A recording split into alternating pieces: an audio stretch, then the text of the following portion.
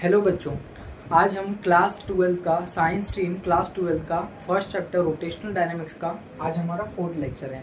पहले मैंने 3 lectures already upload कर दिए हैं बच्चों। आज मैं लेक्चर नंबर 4 लेने जा रहा हूँ, जिसमें हम देखेंगे applications of uniform circular motion. जिसमें सबसे पहले हम देखेंगे vehicle along A horizontal circular track, maximum safety speed for horizontal road.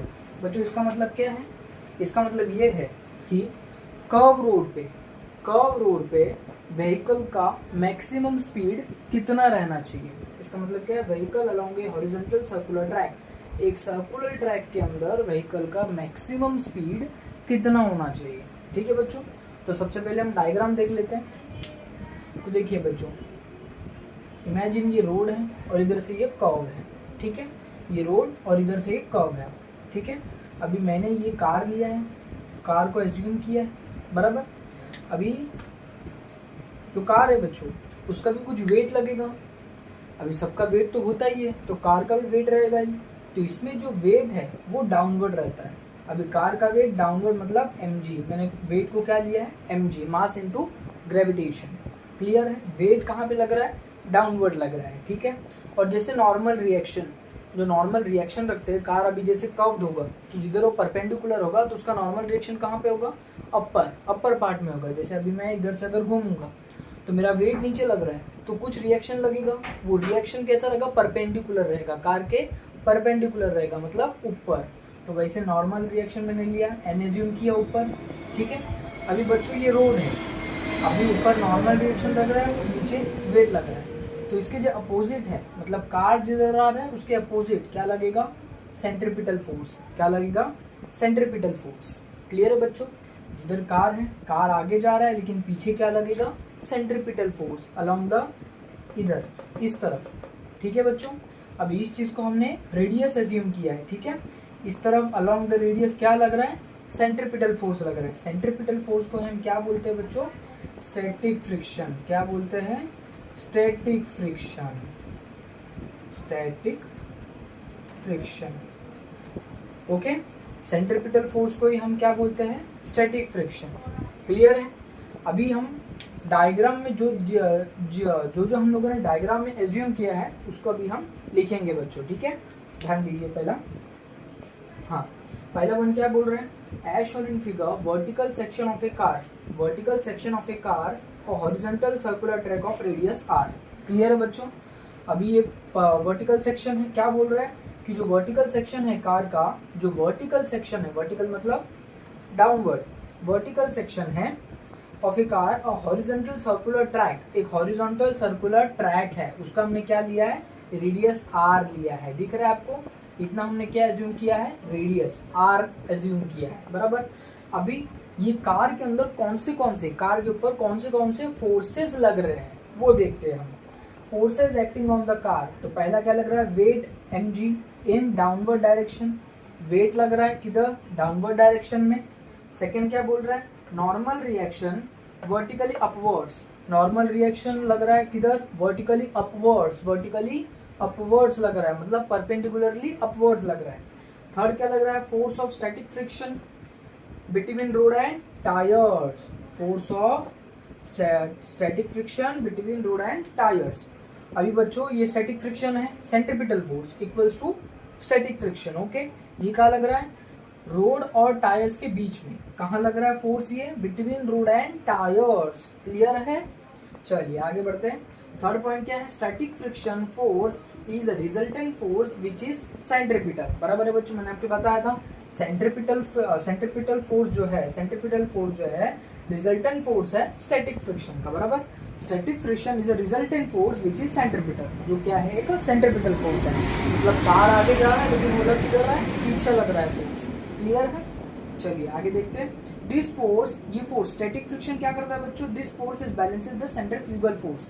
मतलब ये कार के अंदर आगे जो सेंट्रीफ्यूगल फोर्स लग रहा है बच्चों, सेंट्रीफ्यूगल फोर्स का मतलब क्या होता था? जहां पे सेंट्रीपिटल फोर्स लग रहा है उसका अपोजिट क्या होगा? Centrifugal force.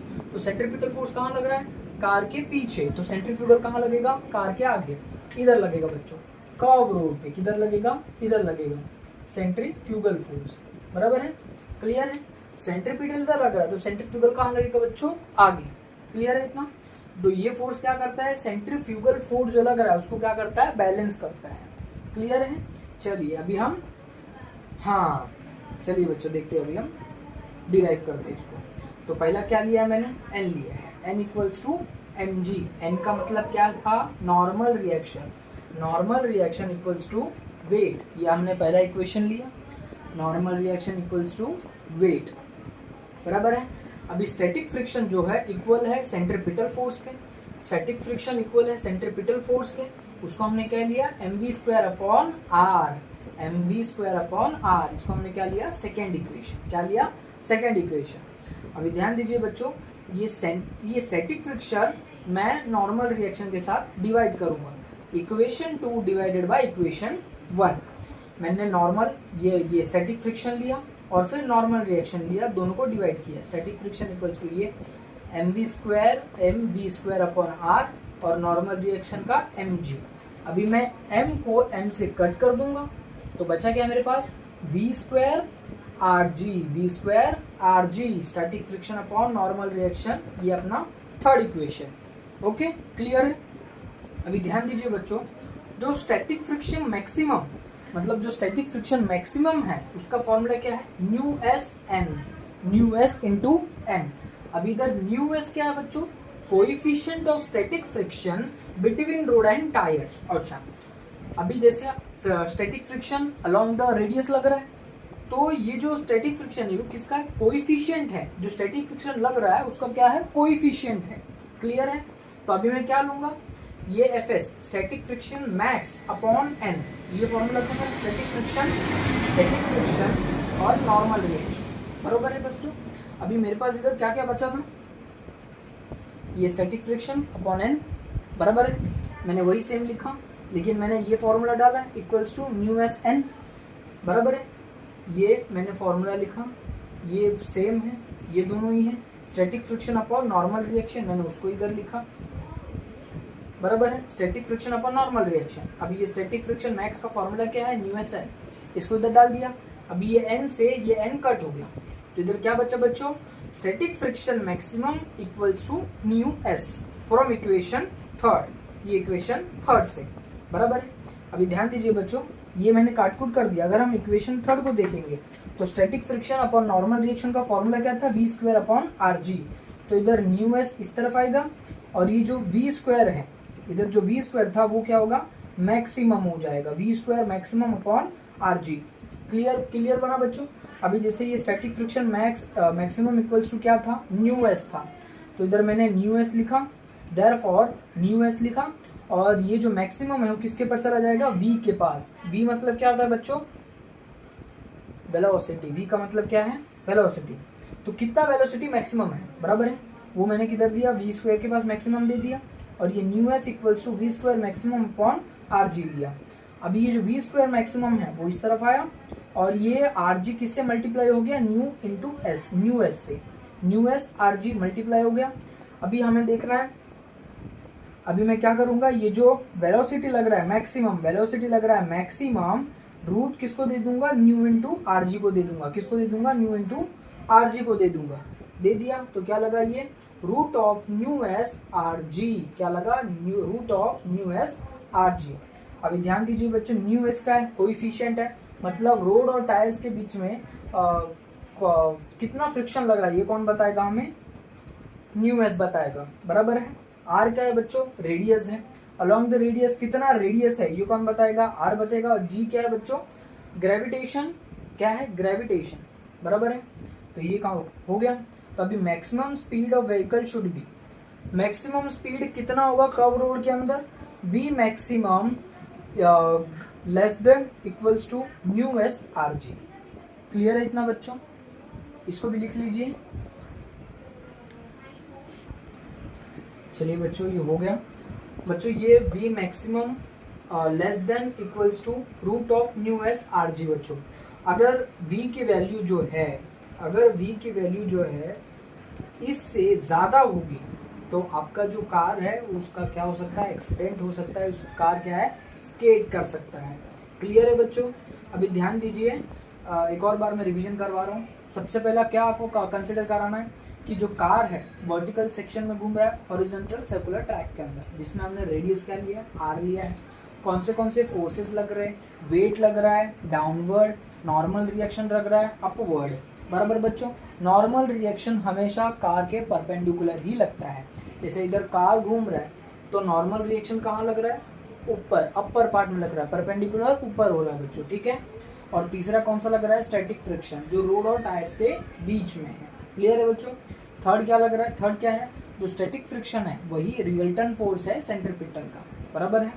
अभी ये जो सेंट्रीपिटल फोर्स है वो किसको बैलेंस कर रहा है, जो स्टैटिक फ्रिक्शन है वो किसको बैलेंस कर रहा है, सेंट्रीफ्यूगल फोर्स को। क्लियर है। अभी ये डिराइव हमने किया है, डेरिवेशन इतना किया है। इसमें न्यूएस क्या है बच्चों, कोएफिशिएंट ऑफ स्टैटिक फ्रिक्शन, मतलब स्टैटिक फ्रिक्शन किस पे डिपेंडेंट है, नॉर्मल रिएक्शन पे और न्यूएस पे। न्यूएस क्या है, एक स्टैटिक फ्रिक्शन है, कोएफिशिएंट है स्टैटिक फ्रिक्शन का, जो टायर्स और रोड के बीच में लग रहा है। क्लियर है बच्चों। अभी हमने मैक्सिमम स्पीड निकाला। अगर जो व्हीकल का स्पीड है वो अगर v में ज्यादा हो गया तो भी प्रॉब्लम है, अगर u में कम हो गया तो भी प्रॉब्लम है बच्चों। उसमें क्या होगा कि जो कार है आपका एक्सीडेंट हो सकता है कार का, या तो कार क्या करेगा, स्केट करना शुरू कर देगा। ठीक है इतना बच्चों, आप मेरे साथ नोट्स बनाते चलिए ताकि आपका रिवीजन भी हो जाएगा और प्लस नोट्स भी आपका बन जाएगा। ठीक है, चलिए बच्चों, आज हम सेकेंड पार्ट अभी फिर से स्टार्ट करने जा रहे हैं। Derive an expression for minimum safest speed और velocity of a vehicle in well of डेप्थ। अभी हमने वो कर्व रोड पे मैक्सिमम स्पीड देखा था, अभी हम वेल ऑफ डेप्थ में देखेंगे मिनिमम सेफेस्ट स्पीड कितना होना चाहिए बच्चों।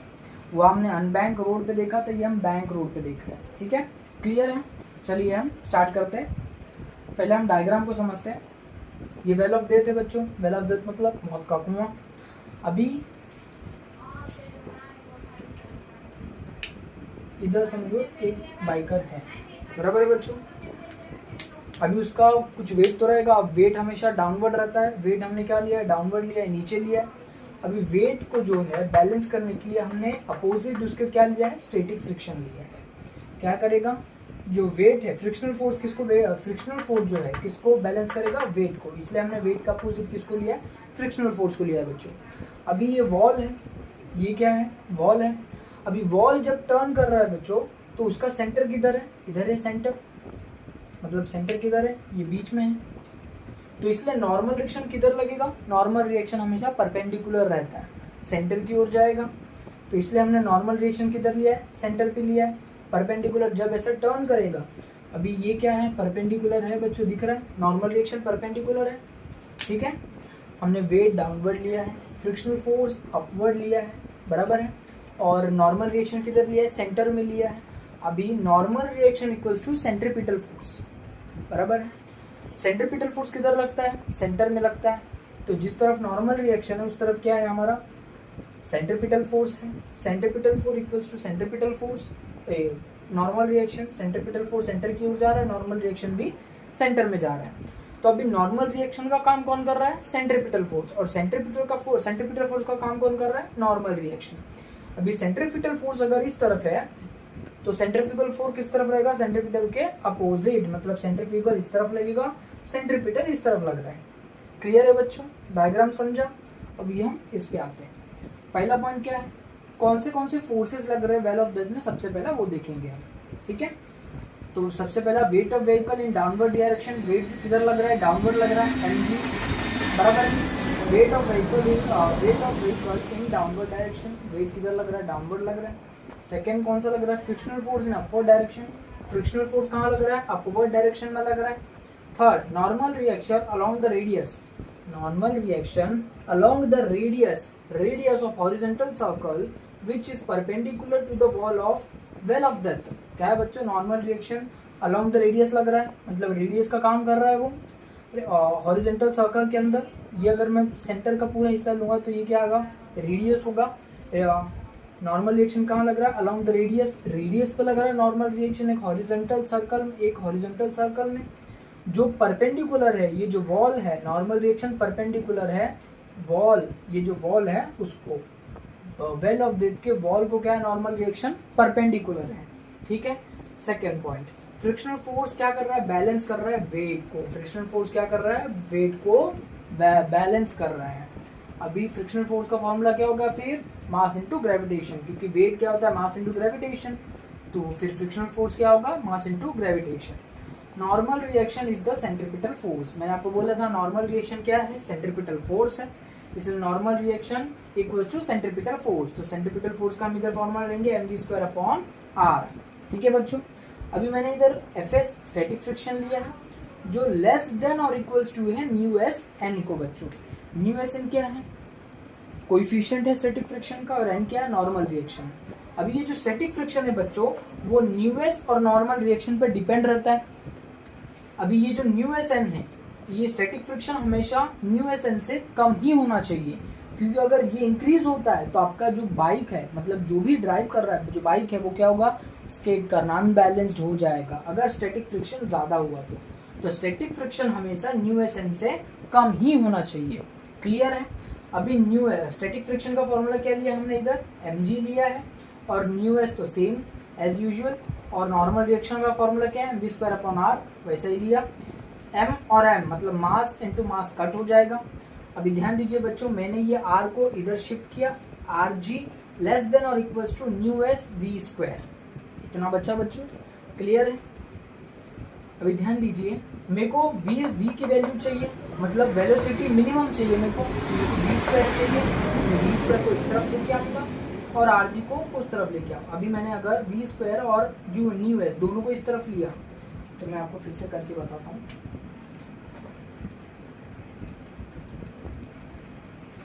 हाँ देखिए बच्चों, मैंने v² और μs दोनों को लिया, तो ये v² और μs, और ये इस तरफ लगेगा और ये rg बराबर है। ये भी चेंज हो जाएगा क्योंकि v इस तरफ, ये v² इस तरफ आ रहा है। अभी ध्यान दीजिए बच्चों, मेरे को क्या चाहिए, किसकी वैल्यू चाहिए, v² की। मैं इधर क्या रखूंगा, v² ग्रेटर देन और इक्वल्स टू ये rg, नीचे क्या होगा μs। ओके, तो अगर मैं स्क्वायर हटाता हूं बच्चों तो square root of rg upon μs। तो व्हीकल का मिनिमम स्पीड कैसा होना चाहिए, v जो है ग्रेटर रहेगा, v जो है ग्रेटर रहेगा, r मतलब रेडियस, g मतलब ग्रेविटेशन अलोंग द एक्सेलरेशन, और न्यू क्या है, कोएफिशिएंट है, न्यू क्या है, कोएफिशिएंट है। क्लियर है बच्चों। v हमेशा ग्रेटर देन और इक्वल्स टू, मतलब v की वैल्यू हमेशा ज्यादा होनी चाहिए, और ये हमेशा बैलेंस मतलब कम होना चाहिए, तो ही एक सर्कुलर ट्रैक के वेल ऑफ डेथ, मतलब सर्कुलर ट्रैक के अंदर एक बाइक मिनिमम स्पीड इतना होना चाहिए बच्चों। क्लियर है इतना, ठीक है।